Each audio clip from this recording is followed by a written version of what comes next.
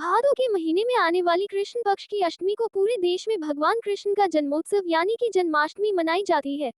इस पर्व से 2-3 दिन पहले ही जगह जगह मंदिरों में सजावट शुरू हो जाती है। भगवान कृष्ण के लिए झूले सजाए जाते हैं, मंदिरों में रंग रोगन किया जाता है तथा श्री कृष्ण जन्माष्टमी से 2 दिन ही लोग बाजारों में खरीदारी शुरू कर देते हैं।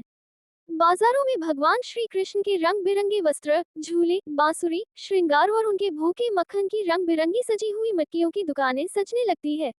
महिलाएं तथा पुरुष बाजारों में काफी रौनक दिखाई देती है।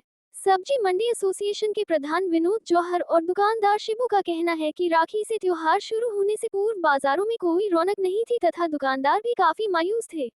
राखी के बाद श्री कृष्ण जन्माष्टमी आने पर दुकानदारों के चेहरे पर रौनक नजर आई है। बाजारों में जगह जगह भगवान श्री कृष्ण के सामान की दुकान और पंडाल सजने लगे हैं। मंदिरों में भी भारी रौनक दिखाई देती है।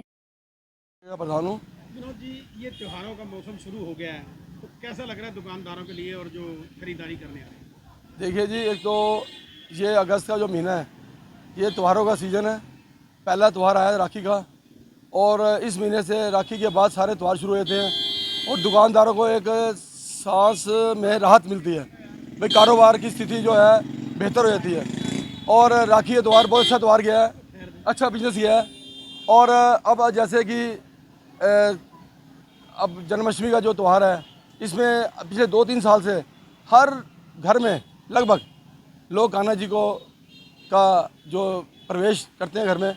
और जैसे कि बाज़ारों में आप देख रहे हो सारे बाज़ार सजे हुए हैं और लोग अपना इनके वस्त्र, झूले और जैसे कि मक्खन के लिए मटकी जैसे कि होता है, इससे कि जो डेयरी वाले हैं इनका मक्खन का बड़ा अच्छा कारोबार चलता है। और बाज़ारों में जैसे देखो आप सारे बाज़ार सजे हुए हैं कान्हा जी के वस्त्र के लिए, बंसरी, मुकुट और सारे मंदिर जैसे कि सारे अम्बाला कैंट के मंदिर क्या पूरे हिंदुस्तान में ये त्यौहार मनाया जाता है। हम इस टाइम अम्बाला कैंट में खड़े हैं तो ये त्यौहार बड़े उल्लास से मनाया जाता है और हर इंसान के अंदर, हिंदू के अंदर ये बड़ा मतलब कि एक उल्लास से मनाया जाता है। और जन्माष्टमी का बहुत ही अच्छा त्यौहार चल रहा है जिसमें तरह तरह के झूले हैं, ड्रेसेस हैं, भगवान जी के मुकुट है, श्रृंगार का सामान है। बहुत ही अच्छा काम चल रहा है। राखी चल रही है, गर्मी ज्यादा है, गर्मी के हिसाब से राखी कम है, लेकिन चलो ठीक है, मतलब चल रहा है।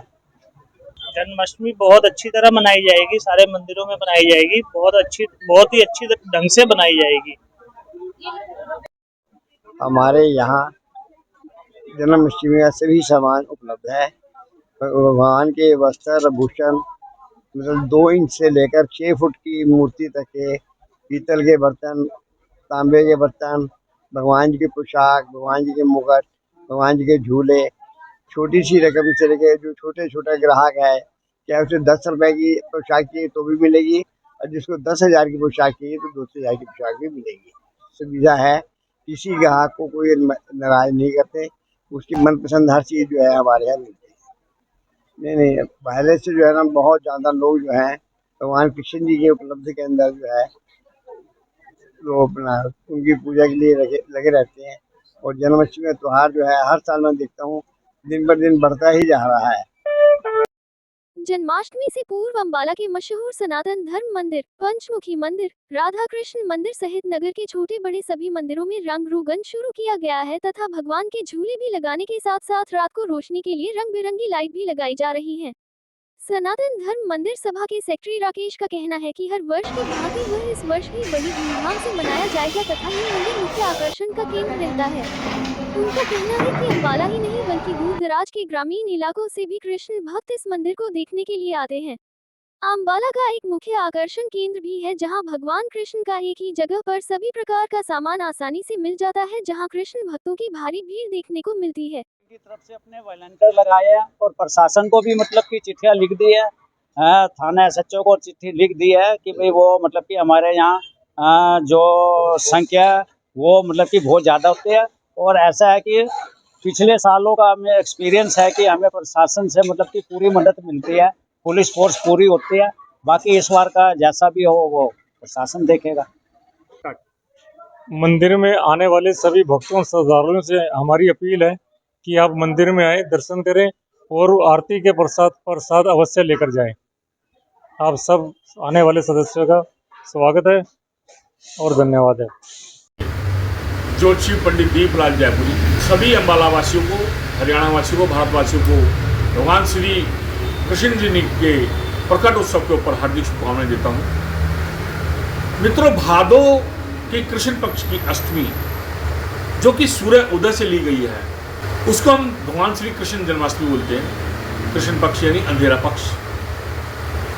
दूसरी बात, चंद्रमा वृष राशि में होना चाहिए, रोहिणी नक्षत्र होना चाहिए, तभी भगवान कृष्ण का जन्म मानते हैं, जो कि 26 अगस्त सोमवार के दिन रात्रि को पड़ रहा है। समस्त भारतवर्ष 26 सितंबर को भगवान श्री कृष्ण जन्माष्टमी हर्षोल्लास के साथ मनाएगा।